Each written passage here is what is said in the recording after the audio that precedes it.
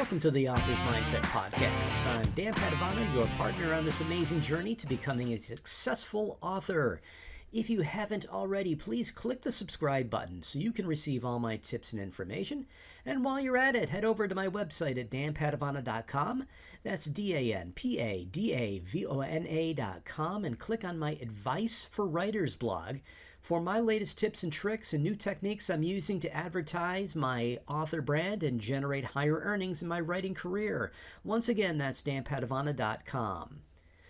Over the last few episodes, I've been talking about generative AI and its use for authors. And I think that this is going to become a bigger and bigger topic over the next few years as generative AI becomes more intertwined with our work process. As I mentioned, I was testing out 3 different AI platforms over the last 2 months. And so far, I've settled on Pseudowrite as being clear and away the best that I've used. But I'm really enjoying Pseudowrite. And I'm going to tell you from experience, from having worked with the technology, having seen how impressive it is and how useful it can be, that it is quite limited and it's just not capable of writing an entire book. So the stories that you are hearing in the news, the sky is falling type reports that authors and all creatives basically will soon be out of work, is absolute hogwash and nonsense. So what I love about Pseudowrite and the other technologies which are out there is that this is a wonderful second opinion or a brainstorm session, you may want to call it. So for instance, you're writing a book and just pretend that you have another author sitting next to you that you can just bounce ideas off of whenever you feel. You can brainstorm character ideas, their backgrounds. I almost always throw out like at least half of it. And then what I do take, I reword into my own voice because I don't want a computer writing a book for me. And my readers don't want to hear a computer's voice. They want to hear my voice. So, and that's always going to be the case, folks.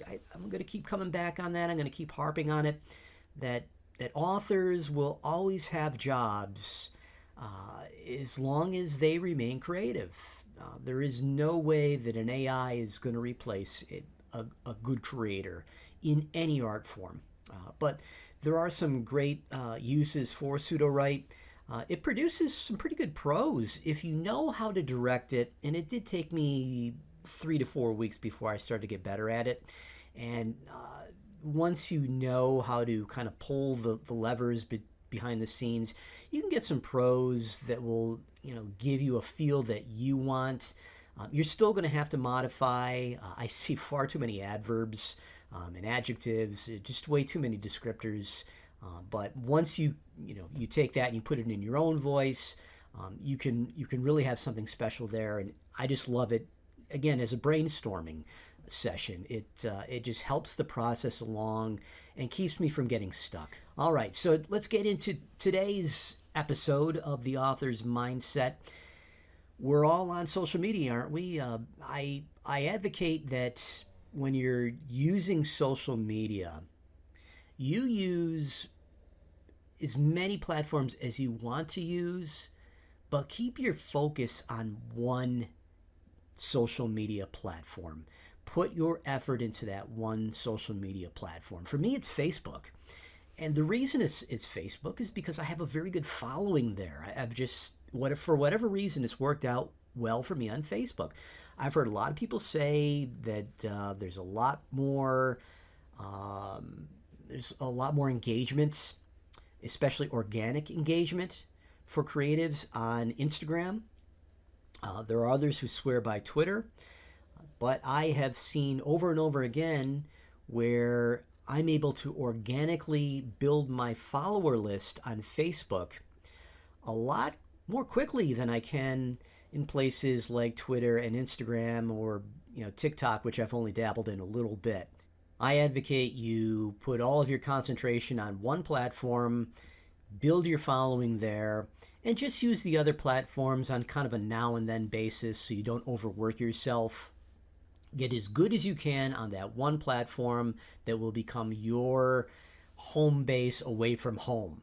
And I say that because with any social media platform, always keep in mind that is not your property. If Facebook changes the rules or Twitter changes the rules, they can pull the rug out from under you at any point, anytime that they want to. It's their house. So you need to keep your home, your website, your newsletter.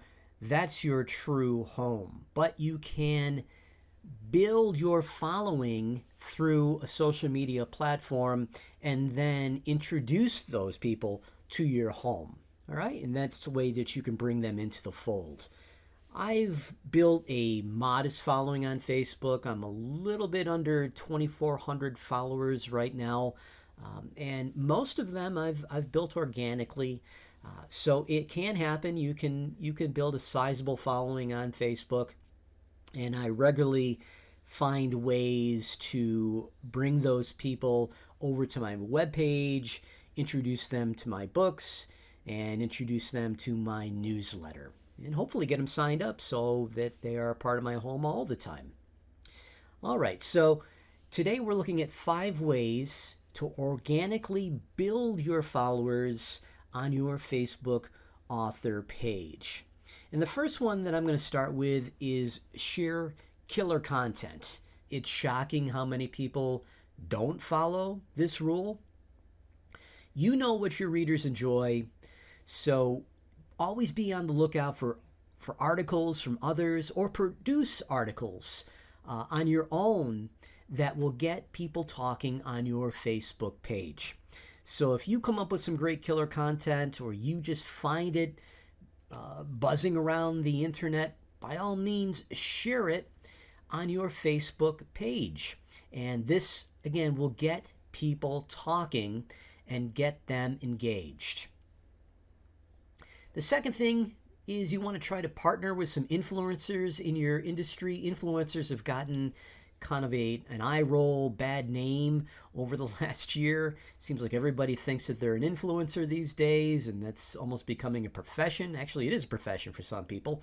You know, an influencer is somebody who simply has some push in your industry, or, you know, among readers of your genre. So what you want to do is find the overlap between their audience and your audience, and simply approach that influencer and say, you know what, we should just co-promote together. I'll drive some traffic to you, you drive some traffic to me, and we'll just build together. And that's the way to form relationships. It's not to ask for somebody to do something for you. It's to find a way to help them just as much as they can help you. Thirdly, you want to focus on engagement. And the way to build engagement, again, is to talk in your reader's voice, give them things which they already are interested in, ask questions, run polls. You want people to be so engaged with what you're posting that they will share your content. And this is a key here, is when people like your content and when they share your content, that's how you spread beyond your borders. When I'm talking about engagement as well, I'm talking about things that are fun for your readers, that are interesting for your readers. You don't always have to be posting, cat memes. Again, think about what people in your genre like. I'll post a lot of things about Thomas Harris and Hannibal Lecter because, that's basically where we all cut our teeth in the dark thriller industry. But don't I want to sell books? And as I've seen over and over and over again, the authors who just are jumping online and saying, buy my book on social media, it doesn't work. Nobody goes on social media to see that type of stuff. They want involvement, they want entertainment, and that's your job, is to entertain them. Does that mean that you should never post about your new book? Of course not. You got a new release, let them know. You want to generate some interest in the backlist? By all means, do so. But keep your salesy posts. The industry says to 1/4 or less of your posts. So, in other words, one in every 4 posts might be kind of salesy. I do far less than that, and I see a lot more success with my standards, which is more like maybe 1 in 12, maybe even less than that, maybe 1 in 16, 1 in 20. You're the party planner. They're coming in for the party. Don't try to sell them insurance while they're there. Did you know that when you click on the likes, you will see next to each name a clickable button which says invite? If it's grayed out, you've already invited them or they're already part of your followers. If it, however, is a clickable button, take advantage of it. Click the invite button. And I encourage you to do this quickly. So every day as you are making posts and you're going through and seeing who responded to what and who liked your posts and whatnot, go through like the last 24 hours worth of posts, check all the likes, and find everybody who has that invite button sitting next to them and click that invite. And if you're driving, hundreds of eyes to your posts multiple times per day, day after day after day, even if you only get like 1 in 50 people to click that invite button, you're going to be slowly building those followers and you're not going to be paying a penny to do it. And that's great. Advertising is fun too, but organically building followers is a lot more fun. It's all free and it's all results. And all those people, they can potentially become super fans. So the fourth thing I want to bring up is the need to increase your post frequency. I advocate, and this may blow your minds and you may find this ridiculous, I advocate 4 posts per day.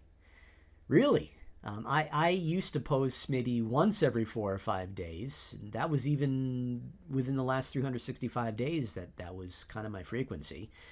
I got it to about 1 per day several months ago and stuck with that, and I saw a lot more momentum. Far more people were clicking on my posts. I was getting a lot more engagement. It was like they now understood and expected that I was going to show up in their timeline, and they were a lot more engaged. I was recently told to increase my posting to 4 times per day. So that's what I do now, and I was worried about driving people away. You may be too. And I'm just going to tell you that there's nothing to worry about. As long as you are sticking to what I spoke about earlier, engagement, fun, keeping people involved, just making it a party and making it a fun time for everybody who's part of your page, you're not going to get any blowback. You're going to get more likes. You're going to get more people engaged. You're going to get more people from outside your borders coming in to check things out and see if maybe this is someplace that they would like to live as well. These are your fans. They want to hear from you. All right, so don't be shy about it. And, and also don't give me the whole, I can't come up with 4 posts per day. I don't know what to talk about. You are an author. You write books. You are a creative. If you can't come up with 4 posts per day on social media, I mean, come on. Are you serious? You probably make 4 posts to your personal page on Facebook or Twitter or Instagram or wherever, just on your own. You can't do that on your author page? Of course you can. So up the frequency, get people involved, and you're going to see much faster growth. The last tip that I'm going to share with you is a pretty fun one, and it will save you a little bit of work down the line if you take a little bit of time right now. That is, once per week, go through all your Facebook posts and check the ones which had the most engagement. You're going to find the posts which are doing the best. And whenever you see a post which really sticks out for getting a lot of engagement, copy that post. stick it into a spreadsheet or a Google Doc or somewhere where you can find it very easily. Maybe it was a meme or it was a picture or something, or maybe it was just something you wrote.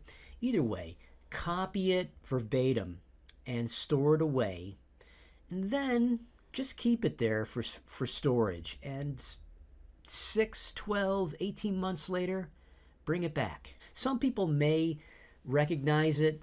99% of them won't. Nobody's going to balk. In fact, there are studies which show that people on social media react more strongly to something they've seen for a second or third time than they did the first time that they saw it. They're more engaged at that point. So bring it out and use it again. Not only is it saving you work down the line of always having to come up with new posts, you already know it works. You already know that it builds engagement. If you enjoyed this episode, please do me a favor and go to Spotify, iTunes, YouTube, or wherever you're listening to the podcast and give me a rating and a review. Positive reviews help authors or anyone engaged in self-development find this podcast. Remember to head over to danpadavana.com and check out my Advice for Writers blog. It is absolutely free, and you can see what I'm working on now and what techniques I'm employing to grow my author business. And if you like those tips, you can apply them to your own career. Remember, the seeds of happiness flourish when you shine a positive light. Make someone smile today, and remember to stay amazing. Thank you for listening to The Author's Mindset.